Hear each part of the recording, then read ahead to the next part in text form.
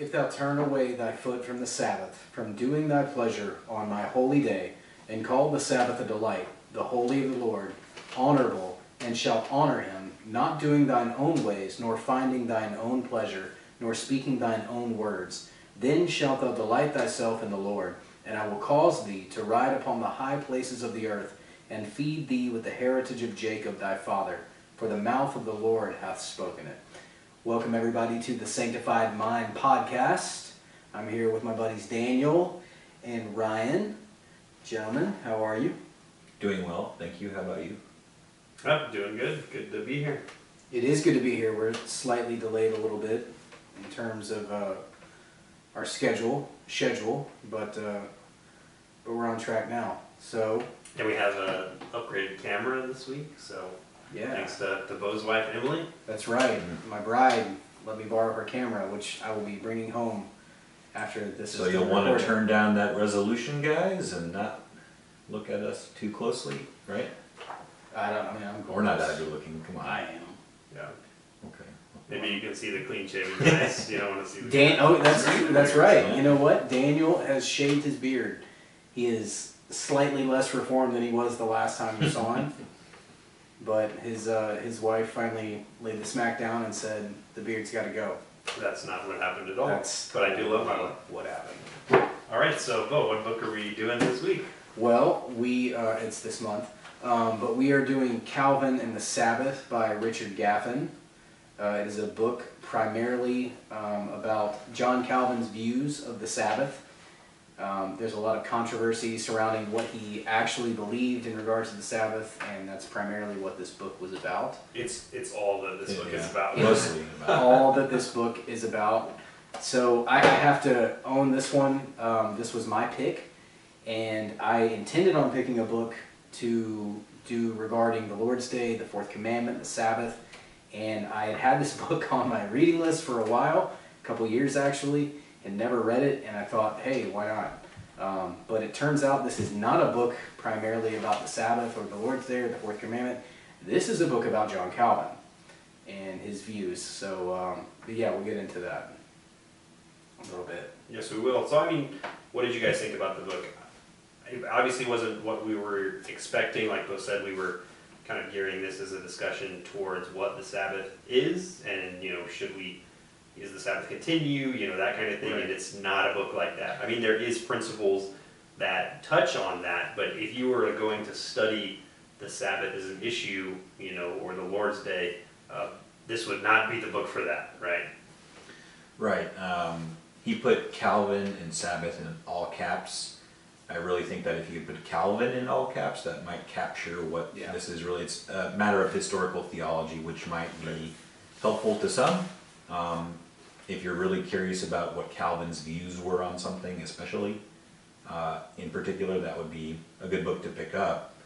But if you're just trying to have a discussion on the Sabbath itself and the arguments for it or against a certain view of it, this might not be where you want to begin. Well, I would say more than that. You should not begin. Right. This is not the start. Okay, I was trying to be polite, but you're correct. It's not to say that it's a bad book. It's just not the book for the purposes that we had it. We've done that a couple times before.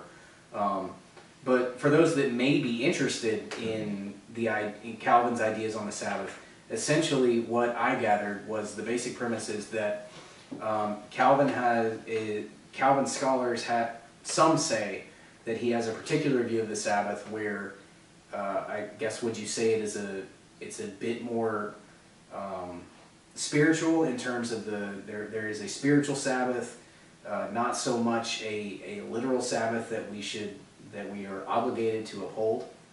Would you guys say that was a fair assessment? I don't think so. I mean, I don't agree with some of his conclusions in the book.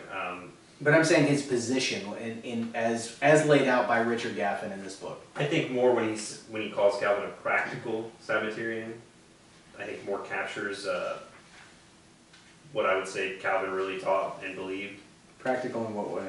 Practical in that he taught in his teachings that he taught there was a Sabbath and that he had to keep it. Yeah, I'm not sure I disagree or agree. It's hard to know, to be honest, for me. It almost seemed like coming into this book when you're reading most of it, you had to be a Calvin scholar to have a really really solid, founded Right. opinion on the matter. You know, Right. you can read what Gaffin says, and he does put forward some arguments to say that Calvin had a perhaps more abrogated view of the Jewish Sabbath in particular, of course, but then to say that the Sabbath for Christians is something that is a practical necessity, but not demanding of any particular day, like Sunday versus Saturday or whatnot. Gaffin does put forward arguments for that view. It's just in trying to determine if that view is correct or not, you probably have to know Calvin well enough in the first place to not even need this book, in my opinion. So I don't even know if I can evaluate the book unless I know Calvin probably better than what I know him right now. So luckily we do, at least one of us has a pretty good contact on a Calvin scholar. What was your pastor's ideas about this book? We mentioned, we talked about it for just very briefly, and I got the impression that he thought that, you know, Calvin's view obviously wasn't as fleshed out, and that he had some maybe inconsistencies inside of his view.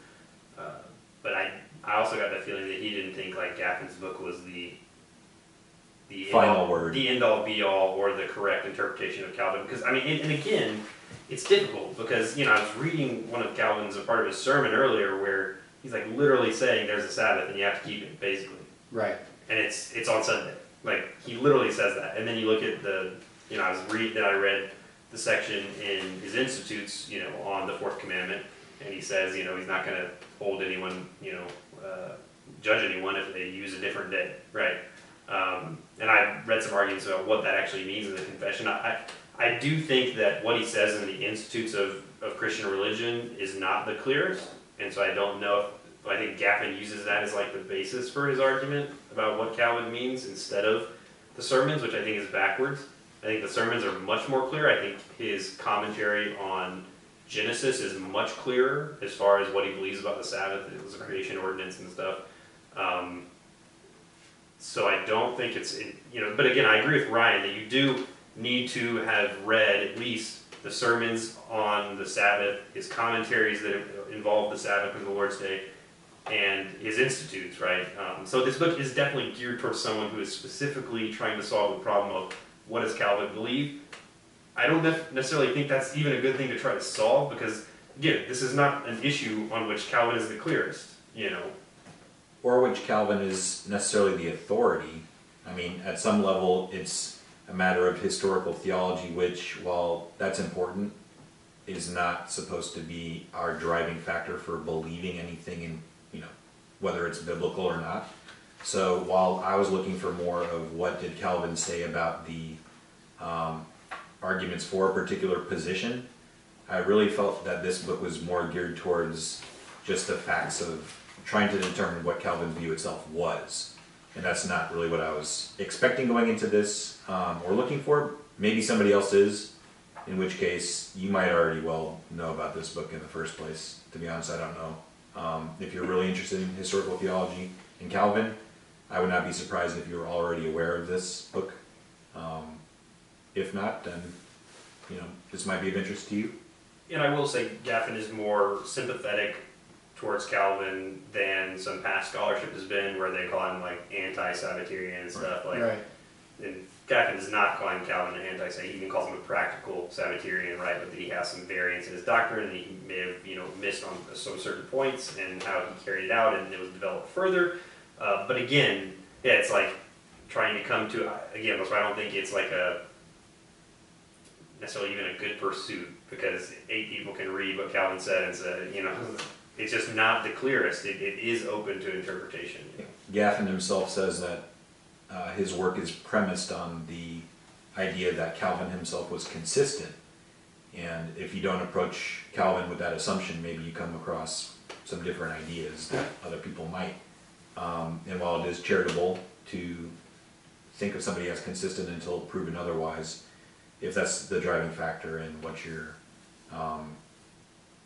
when you're going into a topic, it might color your views a certain way, especially if you're focusing on something like the Institutes as the lens through which you see everything else, versus maybe you look at the sermons as the lens through which you look through Right. everything else. And that's something to keep in mind for anyone who may be considering reading this book, is that the primary opposition regards what Calvin says in the Institutes versus what he says in his sermons on Genesis. So, that's the perspective that you may want to enter into. So, if that's something that interests you and that's your jam, then by all means, this is the book for you. But unfortunately, this was not what we were looking for. Yeah, if you're studying the topic of what did Calvin, believe about the Sabbath or the fourth commandment, then this is a good, contribution to that discussion, right? It's probably a must-read if you're looking at that, if you're studying that in depth, because there's not that many people who have looked at that, because it is a very niche topic, right? What did Calvin believe about this specific thing? And obviously, it's understandable that if people wanted to examine what one person believed on a specific topic, it would be Calvin, right? He's had a massive influence on Christianity, on Protestantism, probably more than anyone else, right? I mean, his institutes were required reading until just recently in like every seminary. So it's understandable that there's more in-depth studies about Calvin. But if you wanted to study specifically the Lord's Day, a book, and you were wondering, like, is the Lord's Day, is the fourth commandment still valid? Do we keep the fourth commandment? Has it been tossed out? Then yeah, this book goes putting up right here, The Lord's Day by Joseph Pipa is a much better book. Yeah. Because it's a positive presentation of what the Lord's Day is, and that's not what this book is. Again, it's not the book's fault. The book is very specific in what it's trying to do, and it does it well. It examines Calvin's views, and then he gives a evaluation of his interpretation of what Calvin's trying to say. So, and I think it would be remiss if we didn't at least talk about the fact that how many times a year does your pastor read the Institutes? I heard he reads it a couple of times a year. Couple of times a year. That is crazy. Those are goals, people. Those are goals. But I will say, even he's very much appreciates Calvin, and Calvin's been a big influence on his thinking and his preaching and his life. But again, this is even something that I don't think has studied in depth. I'm sure he's read the books that have involved it, but when I spoke to him about it, I didn't get the impression that it was something that he was hung up over, right? So. Yeah. Any final thoughts on the book then? I mean, if you're a Calvin scholar, if you're interested in Calvin, if that's your thing, then go for it. It's a worthwhile read. But if you are looking to broach the topic of the Lord's Day, what are our requirements on the Lord's Day, the fourth commandment, the topics on the Sabbath, it's just not the proper book. So it's a good book, well written for the subject. Can't deny that, but not necessarily what we were looking for. So it's basically Bo's fault. It's totally my fault. But it's now not on my reading list anymore. So there was that. That's the important thing. That is the important thing. That is. So that's the point of this, so we can read it so you don't have to. That's right. And unless you want to, there you go. Yep. All right.